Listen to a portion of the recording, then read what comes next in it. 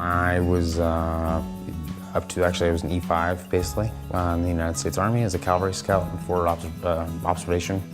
That was kind of my specialty. I was in there for 3 years, and then also afterwards I was a private contractor for a short term. And after that, I found that I really appreciated people so much because I worked with so many different kinds of soldiers that I got into the internet technology field. I was a chief technology officer for the same company that built the Starbucks application for loyalty. I had no signs of PTSD coming back whatsoever. I was complete. The drive-by shooting changed something about me. It changed the way, not only my cognitive abilities, but also my general kind of overall demeanor in a way. I sat by my door for 3 days with, a weapon expecting for somebody to show up, which is nonsensical. That's not a legitimate thing that could happen, but it affected me. And it actually led to me breaking apart from my family. I've got 2 beautiful little girls, one 3.5, her name's Ruby, and Roxy is 1.5 years old. They live in my home, which my ex-wife and them live in, up in Birch Bay, which is near Canada. To be honest, I never ever thought that I'd ever be homeless. So I had no resources. I didn't even know where to start.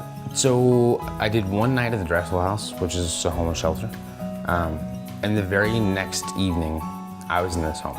And if it wasn't for Homes First, to be really frank, I don't know that I would have been able to have the confidence and the wherewithal to be able to walk into the company that I did. So I'm the director of technology advancement for a company called Blue Chip Development.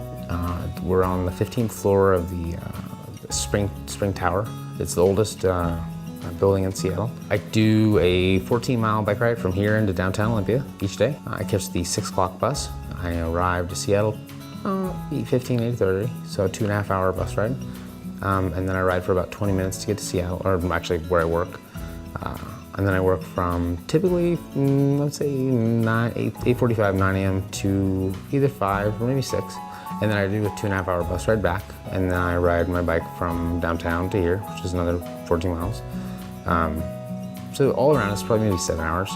But that's the thing, once you've been homeless and you know how bad it can be, you're perfectly happy to do that every day. If that's what it took, then giddy up, let's go. Since I got off the streets and I've been brought to this house and I've been given all these resources and assistance and this support network, with obviously Homes First kind of leading the way.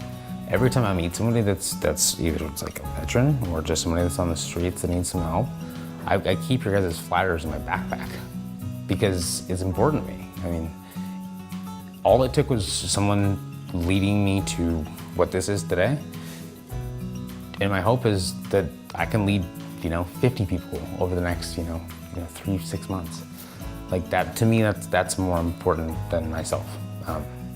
Because it means, to go from a 94 Corolla to this that'll make you tear up. And I think if you were in any sort of, military, you're not gonna cheer up often. But it means a tremendous amount to me.